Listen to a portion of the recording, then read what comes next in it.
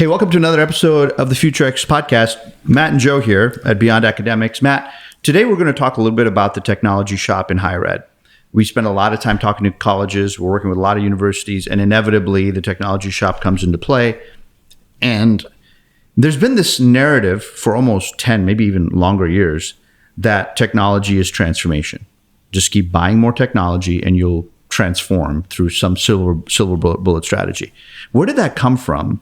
And what's wrong with that approach? Yeah. So this is really an important question because I think people need to recognize that the way that IT is built and designed and even managed is through the lens of when we didn't have technology. When in the 90s, when technology was coming in, the processes that we did were much more, they were done by humans, and it was very, complex. You ran a registrar's office. It was all paper. It's all paper, and it was all humans doing what needed to be done to manage an office. And in the 90s, and even a little bit before, the technology, the computer system, the computer programs, the mainframes, they were not as sophisticated. So humans were much more sophisticated to do it and think a certain way and ideate a certain way. So in the 90s, all we were trying to do is, can we get technology to do as much as it can in the most basic form? So you're taking the human process and putting it into technology. Into technology. And in that sense, in the 90s, maybe that was transformation, or it was transformational. And it was because it streamlined humans doing human stuff. Yeah. Meaning managing a list or managing, the drop lists that were done with threefold, ply paper to different departments. But as we started to see the evolution of technology and, fast forward to 2022, where we are today, the technology that's in our hands are so complex. We use words like blockchain and smart contracts, and we have mobile devices and location intelligence that are processing things at 400 times a blink of an eye. Mm-hmm. So the actual technology that we have today is so sophisticated. And the processes that we actually are trying to get them to do is so basic still. I see what you're saying. So the first round of transformation that higher ed went through was fairly legit. Yep. The second round, with all these ERP systems and all that kind of stuff being called transformation, isn't really transformation because we're taking broken business process and telling software to do it. We didn't transform the process before we adopted the technology. Is that where you're heading? Yeah, we didn't adopt. So if you think of it this way, the things that the technology of today can do is much more sophisticated than what we would ask a human to do. Yeah. Give us an example. Give you an example of a taxi. If I went and designed a computer system that just replicated a taxi, it would be a dispatching system of some sort. Sure.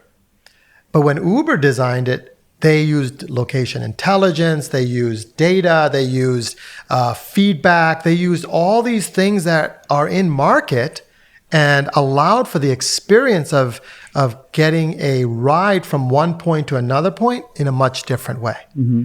But if Uber just copied what humans did as dispatchers, as drivers did as, taxi drivers, right? We would experience Uber just like we do in a taxi. But that's what we've been doing in higher ed. We've been just digitizing what we did in the 90s to today. Just onto a faster computer system. On a faster computer system, maybe a better user experience. We haven't more processing power, yeah. We haven't stopped and said, do I need to do residency the way I do residency today? Do I need to do last day of attendance the way that we need to validate if someone is in a campus? We have to stop and start to recognize that technology probably can do things much faster where we don't need residency check the way checks are done today, or last date of attendance needs to be done by, a faculty putting in a check mark to say this person was here. Because I can tell when someone walks into Starbucks now with their app, that Starbucks knows. So those are the things that I think we have to recognize is that If we were to let us understand the technology and the outcomes of what we're trying to strive for, the business model of how we operate may not be the way that I ran a registrar's office in the 90s. Yeah. Because if the outcome is to manage data or manage the grading system or managing how people's competency is done, I may not want to do it the way I did in the 90s because I today can use blockchain, or I could use other, ways of gathering insight from faculty in a much, real-time manner. So we're back to this point about technology is no longer the transformation. Making that next purchase of technology can't be put in the transformation bucket because it's just not. Because you're saying before the technology is purchased, a transformation of the operating system of the school, the business model of the school has to be re-engineered. Once that's re-engineered, then find technology that enables or fast tracks or streamlines. Is that kind of where you're going? Yeah, the way I would say this is every school has to stop and pause and say, what is the outcome that I'm trying to achieve? Work backwards. If my outcome is that I get students to complete, and the reason I didn't say graduate is completion is different than graduation. Yep. Completion is I am doing something to complete an outcome that I've been thinking about. You have to think about the outcome, and then you have to work backwards in the most simplistic way. What is the ideal way? Because if you start to say, what if we can do this? Imagine if we can do this. Because if you ask what if and you ask imagine if, more likely than not, the technology that we have today can actually do it. The reason the SISs of today have no real high impact in transforming a campus other than just digitizing it is because they haven't stopped and said, why do we even do it that way? You're saying the school hasn't stopped and said. Both. Okay. The vendor who's creating it hasn't stopped and said, I'm doing an outcome, and these are the technologies that I use underlying to get you to that outcome, because the outcome is going to be the same. And I'm saying to you, don't do your current processes that way. Use the technology that we have that's here and manage your system. Because right now, when we think about an SIS or an ERP or an HR, all they're doing is repaving what they have done. There is no innovation. And in most cases, you're just a little bit better. You just upgraded from an iPhone 13 to a 14. Not much different. So is this why so many schools that went on the ERP path are finding either hard time implementing or post-implementation, it's just not working? The efficiency that was promised to increase is decreased, costs that were supposed to be dropping are growing up. Is that why that's happening? Is you kind of put the cart before the horse and didn't transform the process. You just bought technology and hoped the technology would fix it. Yeah, they've said, oh, it's an easy button. The vendors are telling you it's easy. Mm-hmm. Just do this.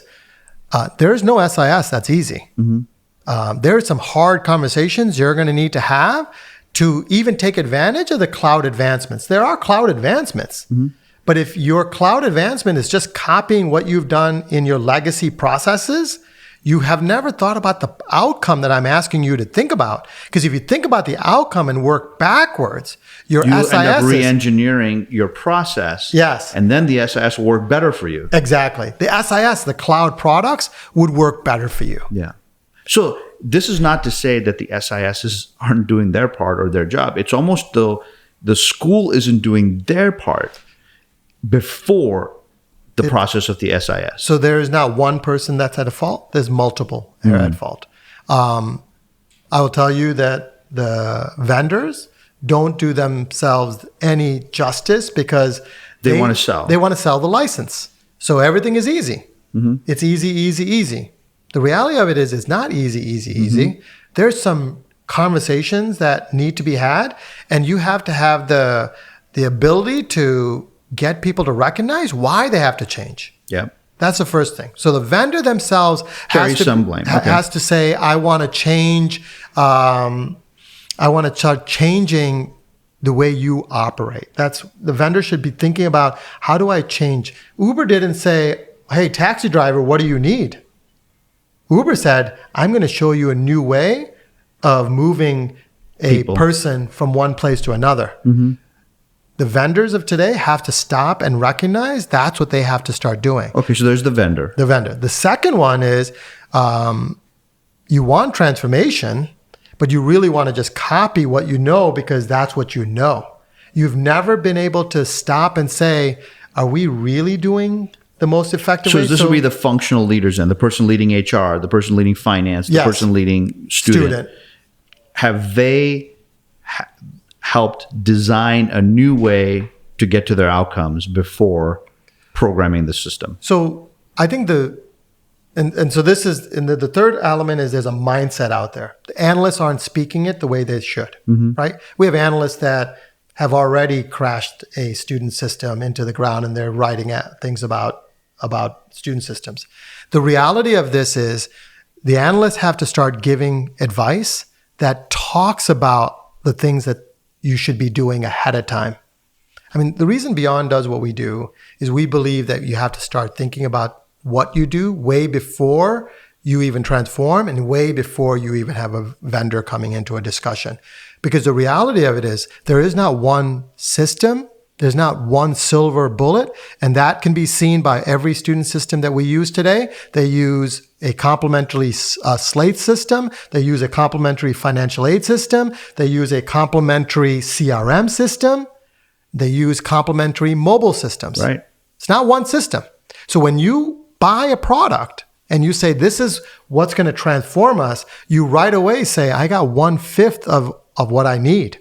And you have to start to say, okay, how do I look at my ecosystem? Because that admissions package that one school has, Slate is not appropriate for everyone. It's probably too robust in some cases. Workday may not be appropriate for somebody. Oracle may not be appropriate.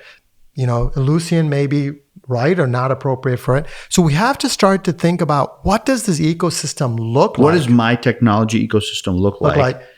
And you can't answer that well until you've gone through a process of saying, what are the outcomes? What's the student journey outcome we're looking for? What's the faculty experience? What's the staff experience?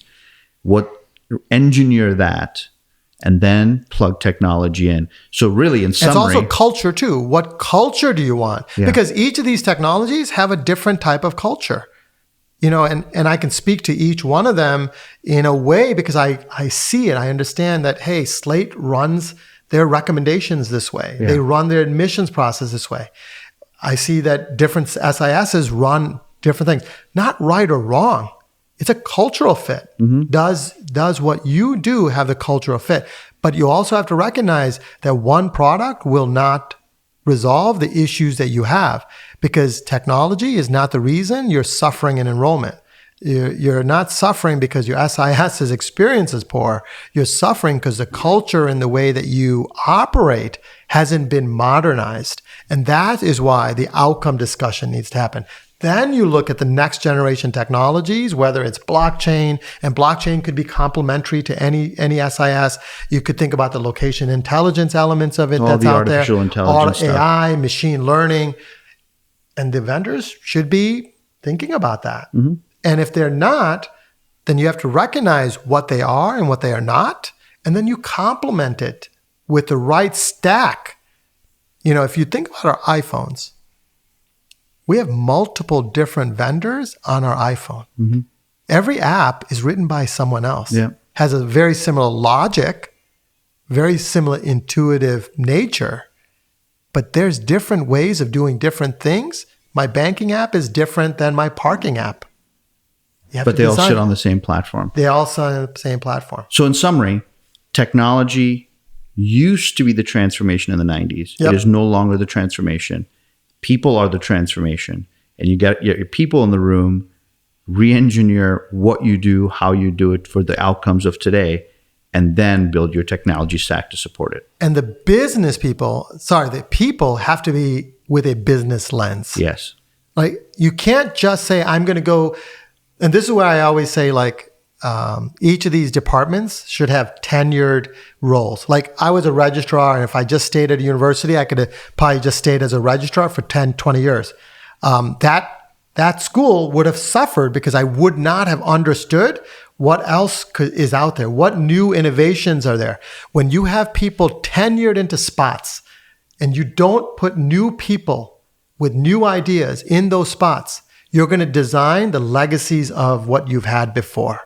And that's why I always say, when you're having the opportunity to say, I want to transform, and you're going to go spend 30 million or 20 million or 5 million, whatever the million that you are willing to invest, if you don't stop and say, hey, let's start the opportunity to rethink. Now, you need strong leaders to have these uncomfortable conversations. People are uncomfortable when I am in the room because I challenge them. I make them uncomfortable. Not because I'm trying to make them uncomfortable. I want them to get out of their comfort zone. And a lot of times I'm asking them, what does their real life look like? And does that look like what it looks like in your office? And if it doesn't, that there right there should tell you, I need to transform my office. I need to transform in this way. And I know this is the outcome. And if that's the outcome, then what is the technology stack that is going to enable that? That's where the IT shop has to step in. If you let IT just come in and put in a software just to put in a software, we've seen many failures in enrollment, because they went and bought a software that said, we can identify at-risk students. Student success. A lot of failed enrollment. Yep. So technology is no longer the transformation. It's the people. Put the bright people, put the fresh ideas to the table, re-engineer, reimagine work on campus. And once it's been reimagined and redesigned, build the technology stack. Yep. All right. Hope you had a good time listening in, maybe even arguing with us as you're driving, but that's a good thing. We want to start that healthy debate. Make it a great day.